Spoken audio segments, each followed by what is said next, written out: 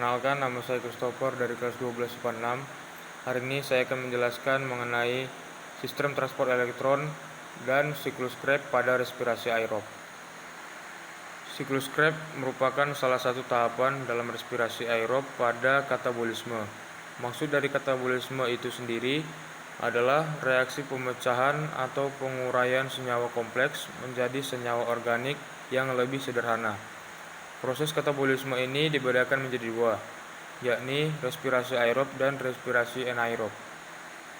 Respirasi aerob adalah respirasi yang memerlukan oksigen, sedangkan respirasi anaerob adalah respirasi yang tidak membutuhkan oksigen. Respirasi aerob terdiri dari beberapa tahap, yaitu glikolisis, dekarboksilasi oksidatif, siklus Krebs, dan rantai transport elektron. Proses pada siklus Krebs diawali dengan adanya reaksi antara asetil KOA dengan asam oksalosetat yang membentuk asam sitrat. Kemudian di tahap akhir reaksi ini asam sitrat akan terbentuk kembali dan membentuk sebuah daur atau siklus. Siklus Krebs terjadi di matriks mitokondria dan menghasilkan 6 NADH, 2 FADH2, 2 ATP, dan 4 CO2.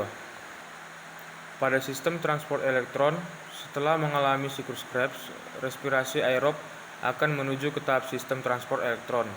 Pada tahap ini, terjadi pengangkutan elektron melalui rangkaian molekul penangkapan elektron yang menghasilkan ATP, sehingga elektron terakhir ditangkap oleh oksigen. Sistem transport elektron ini terjadi di membran dalam mitokondria dengan reaksi NADH menuju NAD positif tambah H positif tambah 2E negatif dan FADH2 menuju FADH positif tambah H positif tambah 2E negatif. Pada respirasi anaerob terjadi pada bakteri, ragi, dan organisme prokaryotik ataupun makhluk hidup uniseluler yang berada pada lingkungan dengan kadar oksigen yang rendah. Respirasi anaerob berdasarkan hasil katabolismenya dibedakan menjadi dua, yaitu fermentasi alkohol dan fermentasi asam laktat. Lalu pada akhir sistem transport elektron terjadi penangkapan elektron oleh oksigen untuk membentuk air. Sedangkan setiap NADH yang ada pada sistem transport elektron ini akan menghasilkan 3 ATP. Lalu FADH2 akan menghasilkan 2 ATP. Sekian penjelasan saya, terima kasih.